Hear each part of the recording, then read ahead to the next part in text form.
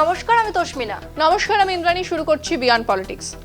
অমিত শাহের অহংকার ভেঙে চুরমার। রাহুলের চ্যালেঞ্জ, কি করবেন শাহ এবার? দেখেছো কলকাতায় কি পলিউশন বেড়ে গেছে? তা তো দেখছি, পলিউশনে দিল্লিকে চ্যালেঞ্জ করছে কলকাতা। হ্যাঁ, এবার থেকে তো নাক মুখ ঢেকে বেরোতে হবে গো। সুস্থ থাকতে চাইলে সেটা করাটাই ভালো। সব সময় মুখ ঢেকে থাকা যায় বলো তো? পৃথিবীটাও তো একটু সুস্থ হতে পারে। তা পারে, কিন্তু পলিউশন তো আমরাই বাড়াচ্ছি বল। সেটাও ঠিক, আমরাও তাহলে দিল্লির রাস্তায় হাঁটছি। দিল্লিতে শুধু এখন পলিউশনই নেই রে, বিভৎস গরমও পড়েছে। দিল্লিতে গরম পড়েছে? এই সময় তো খুব ঠান্ডা থাকে গো।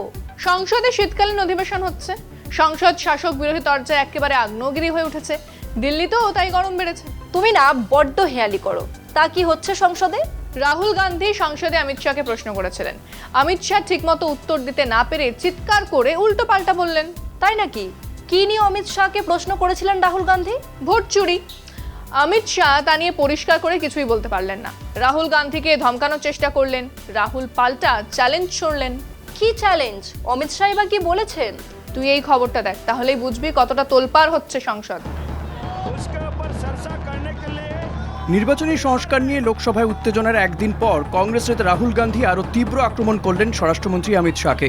বৃহস্পতিবার তিনি বলেন শাহকে সংসদে খুব নার্ভাস এবং মানসিক চাপের মধ্যে দেখা গেছে। রাহুলের দাবি অমিত শাহজির হাত কাঁপছিল, তিনি ভুল ভাষা ব্যবহার করেছিলেন, তিনি চাপের মধ্যে ছিলেন, দেশ তা দেখেছে।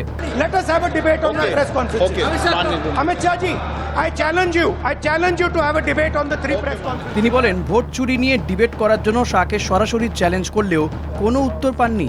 রাহুল যা যা অভিযোগ করেছিলেন অমিত শাহ তার কোনো জবাবও দেননি, কোনো প্রমাণও দেখাননি।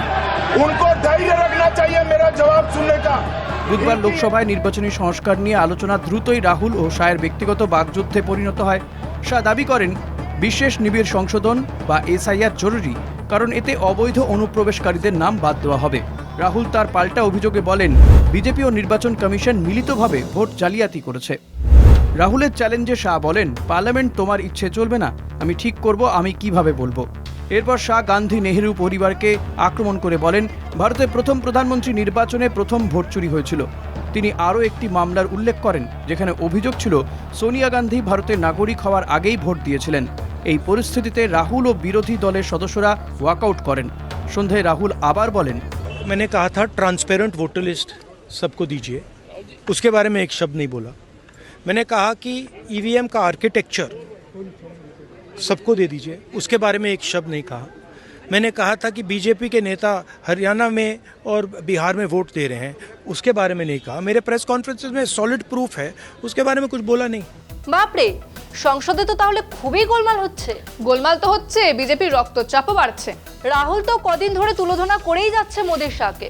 হ্যাঁ, আর সেখানেই গোত্তা খাচ্ছে বিজেপি। কমিশনের সাফাই গাইতে হচ্ছে সরকারকে।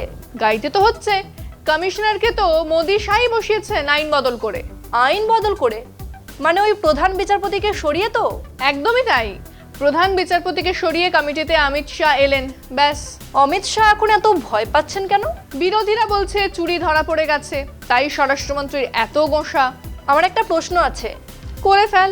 বন্দে মাতরম নিয়ে লম্বা অধিবেশন হতে পারলে ভোট চুরির মতো গুরুত্বপূর্ণ একটা ইস্যুতে অধিবেশন হবে না কেন?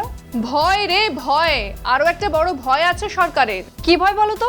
তুই এই খবরটা দেখ, নিজেই বুঝে যাবি। লোকসভার বিরোধী দলনেতা রাহুল গান্ধী মঙ্গলবার লোকসভায় নির্বাচনী সংস্কার নিয়ে আলোচনায় বিজেপি সরকার এবং নির্বাচন কমিশনের ভূমিকা নিয়ে তীব্র অভিযোগ তোলেন। তিনি বলেন ভোট চুরির সবচেয়ে বড় দেশবিরোধী কাজ, কারণ ভোট নষ্ট হলে দেশে গণতন্ত্র ও আধুনিক ভারতের ধারণা নষ্ট হয়। রাহুল দাবি করেন আরএসএস দেশের সব প্রতিষ্ঠান দখল করার চেষ্টা করেছে এবং বিজেপি নির্বাচন কমিশনকে সম্পূর্ণ নিয়ন্ত্রণে নিয়ে গেছে।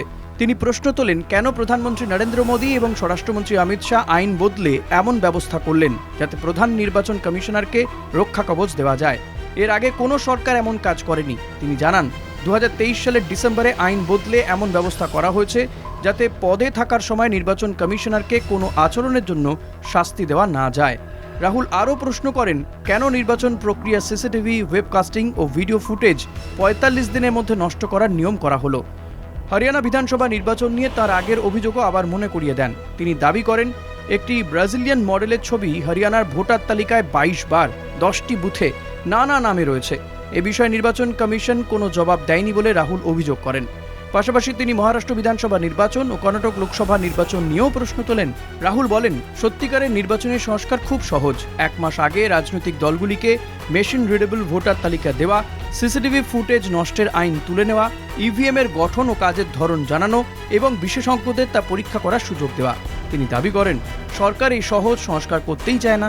আসলে রাহুল সব অস্ত্রে শান দিয়েই মাঠে নেমেছেন, আর তাতেই ঘুম উড়েছে মোদি সায়ের। ভয় থেকেই কি উল্টোপাল্টা বকছে বিজেপির নেতারা? আসল ইস্যু থেকে চোখ ঘোরাতে চাইছে, বুঝলি? আসল ইস্যু থেকেই চোখ ঘোরাতেই বঙ্কিম রবীন্দ্রনাথ নিয়ে পড়েছে বিজেপি। হ্যাঁ, সেখানেও প্রধানমন্ত্রী রাহাফেল বঙ্কিমচন্দ্রকে বঙ্কিমদা বলে দিলেন। প্রতিবাদ হলো, তারপর কিছু বুঝতে না পেরে মাস্টারদা সূর্য সেনের নাম থেকে দা বাদ দিয়ে দিলেন, বললেন মাস্টার সূর্য সেন। বাংলা সম্পর্কে কিছুই জানেন না। বাংলাকে বুঝতেই পারেন না, সব কি আর টেলিপ্রম্পটার আর স্ক্রিপ্ট দেখে হয় রে? আর একজন বিজেপি নেতাও তো কি সব বলেছে শুনলাম। মাতঙ্গিনী হাজরা, মেদিনীপুরের গর্ব, বাংলার গর্ব, ভারতের গর্ব, তাকে সংসদে দাঁড়িয়ে মুসলিম বলে দিল বিজেপি নেতা। বাহ, বাংলার ইতিহাস সম্পর্কে কি অসাধারণ জ্ঞান। তারপর আবার বুক চিতিয়ে বাংলায় ভোট চাইতে আসবে। মাতঙ্গিনী হাজরা তো শুভেন্দু অধিকারীর জেলার লোক। শুভেন্দু অধিকারী এর পরেও বিজেপির পতাকা হাতে দেশপ্রেমের নাটক করে ভোট চাইবে? চাইবে। অপরাধ বোধ বা লজ্জা বিজেপি নেতাদের কিছুই তো নেই। যা বলেছো, চলো শেষ করি। তাই বিয়ন্ড পলিটিক্স আজকের মতো এই পর্যন্তই। দেখতে থাকুন কলকাতা টিভি, রাত দিন 7 দিন।